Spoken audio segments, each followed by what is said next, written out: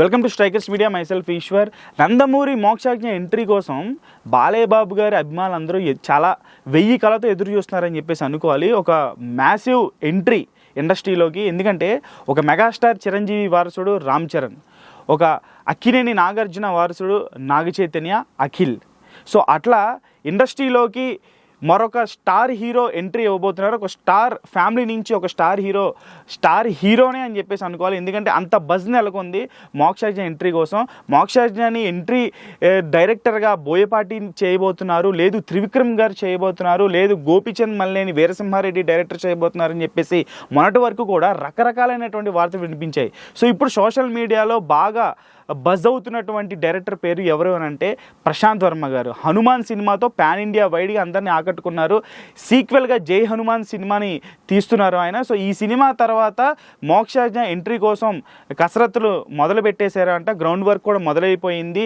బాలయ్య బాబు గారికి హనుమాన్ సినిమా బాగా నచ్చేయడంతో ప్రశాంత్ వర్మ గారిని అప్రోచ్ అయ్యారు. మోక్షాజ్ఞ ఎంట్రీ కోసం నేను అనుకుంటున్నాను అని చెప్పేసి కూడా మాట్లాడడం జరిగిందంట.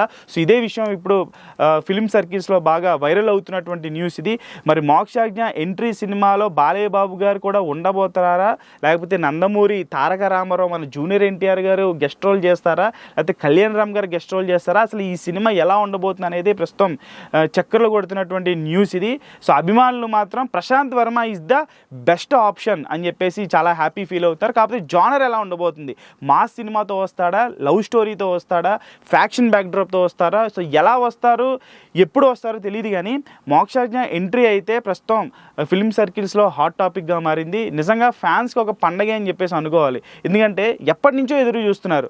అందరు వారసులు, మెగా వారసులు అందరూ మ్యాక్సిమం అందరూ వచ్చేసారు. నందమూరి వారసులు నందమూరి తారక రామారావు గారు వచ్చారు, కళ్యాణ్ రామ్ గారు వచ్చారు. అలా ఇప్పుడు బాలయ్య బాబు గారు, ఒక నటసింహం బాలయ్య బాబు గారు ఒక వారసుడిగా మోక్షాజ్ఞ వస్తున్నారు అని అంటే ఖచ్చితంగా అదొక పెద్ద బ్రేకింగ్ న్యూస్ అని చెప్పేసి అనుకోవాలి.